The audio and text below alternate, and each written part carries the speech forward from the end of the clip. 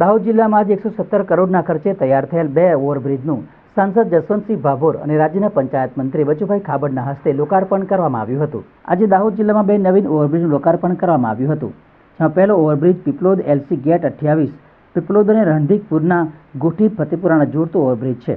વર્ષોથી લોકો માટે મોટી સમસ્યા હતી અને ફાટકના કારણે ઘણી બધી વાર ઇમરજન્સી સમય મુશ્કેલીઓ પડતી હતી। તે બધી મુશ્કેલીઓ નિવારવા તેમજ લોકોને કાયમી પડતી મુશ્કેલી નિકાલ લાવવા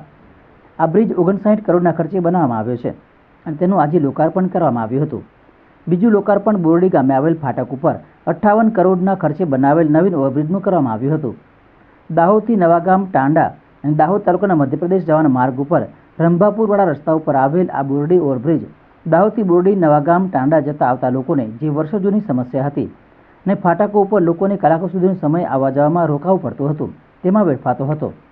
અને ઇમરજન્સી સમયમાં આ રસ્તે આવવામાં રાત્રે આવવા જવામાં મુશ્કેલી પડતી હતી અને વર્ષોથી લોકોની રજૂઆત હતી કે આ બંને ફાટકો ઉપર ઓવરબ્રિજ બને, પરંતુ કેન્દ્રમાં મોદી સરકાર આવ્યા બાદ અને દાહોદ જિલ્લાના સાંસદ દ્વારા રજૂઆત કરાતા તેની મંજૂરી મળી હતી અને આજે બંને ઓવરબ્રિજની બનીને તૈયાર થઈ ગયા છે અને તેનું લોકાર્પણ કરવામાં આવ્યું હતું। બોરડી ફાટક પરના ઓવરબ્રિજનું લોકાર્પણ સાંસદ જસવંતસિંહ ભાભોર, રાજ્યમંત્રી બચુભાઈ ખાબડ, દાહોદ વિધાનસભાના ધારાસભ્ય કનૈયાલાલ કેશોરજી અને ગરબાડા વિધાનસભાના ધારાસભ્ય મહેન્દ્રભાઈ ભાભોર તેમજ લોકો ખૂબ જ મોટી સંખ્યામાં ઉપસ્થિત રહ્યા હતા।